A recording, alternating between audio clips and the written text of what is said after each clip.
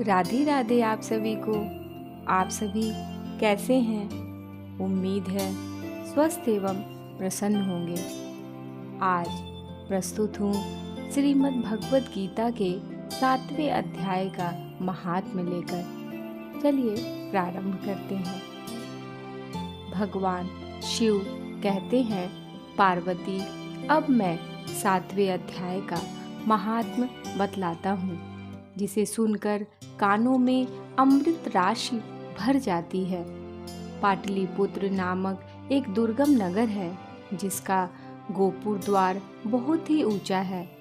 उस नगर में शंकुकर्ण नामक एक ब्राह्मण रहता था। उसने वैश्य वृत्ति का आश्रय लेकर बहुत धन कमाया, किंतु न तो कभी पितरों का तर्पण किया और न देवताओं का पूजन ही। वह धनोपार्जन में तत्पर होकर राजाओं को ही भोज दिया करता था। एक समय की बात है, उस ब्राह्मण ने अपना चौथा विवाह करने के लिए पुत्रों और बंधुओं के साथ यात्रा की। मार्ग में आधी रात के समय जब वह सो रहा था, एक सर्प ने कहीं से आकर उसकी बांह में काट लिया। उसके काटते ही ऐसी अवस्था हो गई कि मणि, मंत्र और औषधि आदि से भी उसके शरीर की रक्षा असाध्य जान पड़ी। तत्पश्चात कुछ ही क्षणों में उसके प्राण पखेरु उड़ गए।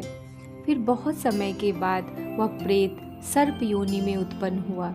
उसका चित्त धन की वासना में बंधा था।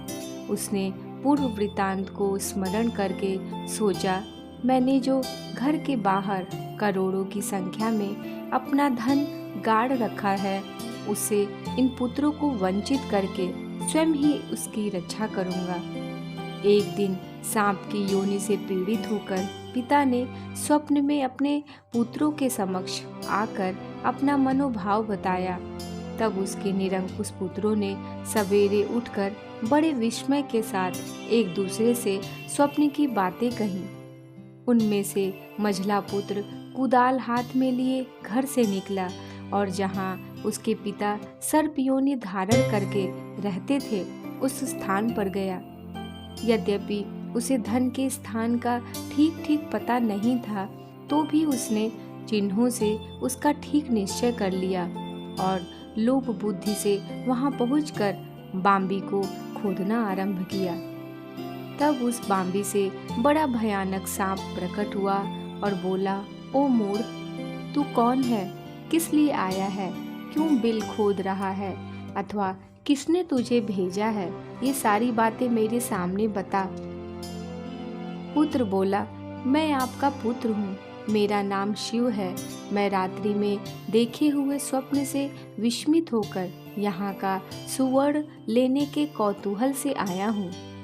पुत्र की यह वाणी सुनकर वह सांप हंसता हुआ उच्च स्वर से इस प्रकार स्पष्ट वचन बोला, यदि तू मेरा पुत्र है तो मुझे शीघ्र ही बंधन से मुक्त कर। मैं पूर्व जन्म के गाड़े हुए धन के लिए सर्प योनि में उत्पन्न हुआ हूँ। पुत्र ने पूछा, पिताजी, आपकी मुक्ति कैसे होगी? इसका उपाय मुझे बताइए, क्योंकि मैं इस रात में सब लोगों को छोड़कर आपके पास आया हूँ। पिता ने कहा, बेटा, गीता के अमृतमय 7वें अध्याय को छोड़कर मुझे मुक्त करने में तीर्थ, दान, तप और यज्ञ भी सर्वथा समर्थ नहीं है। केवल गीता का 7वां अध्याय ही प्राणियों के जरा, मृत्यु आदि दुख को दूर करने वाला है।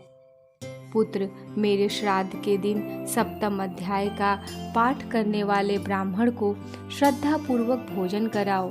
इससे निसंदेह मेरी मुक्ति हो जाएगी। वत्स, अपनी शक्ति के अनुसार पूर्ण श्रद्धा के साथ वेद विद्या में प्रवीण अन्य ब्राह्मणों को भी भोजन कराना। सर्प योनि में पड़े हुए पिता के ये वचन सुनकर सभी पुत्रों ने उसकी आज्ञा के अनुसार तथा उससे भी अधिक किया। तब शंकुकर्ण ने अपने सर्प शरीर को त्याग कर दिव्य देह धारण किया और सारा धन पुत्रों के अधीन कर दिया। पिता ने करोड़ों की संख्या में जो धन बांट कर दिया था, उससे वे सदाचारी पुत्र बहुत प्रसन्न हुए। उनकी बुद्धि धर्म में लगी हुई थी, इसलिए उन्होंने बावली, कुआं, पोखरा, यज्ञ तथा देव मंदिर के लिए उस धन का उपयोग किया और अन्नशाला भी बनवाई। तत्पश्चात 7वें अध्याय का सदा जप करते हुए उन्होंने मोक्ष प्राप्त किया। पार्वती, यह तुम्हें 7वें अध्याय का महात्म्य बताया गया है, जिसके श्रवण मात्र से मानव सब पातकों से मुक्त हो जाता है। राधा राधा। उम्मीद करती हूँ आप सभी श्रवण किए होंगे और आनंदित हुए होंगे। कृपया मेरे चैनल को लाइक, शेयर और सब्सक्राइब करें, कमेंट अवश्य करें। मिलती हूँ श्रीमद् भगवत गीता के 7वें अध्याय का वाचन लेकर। आप सभी को राधा राधा।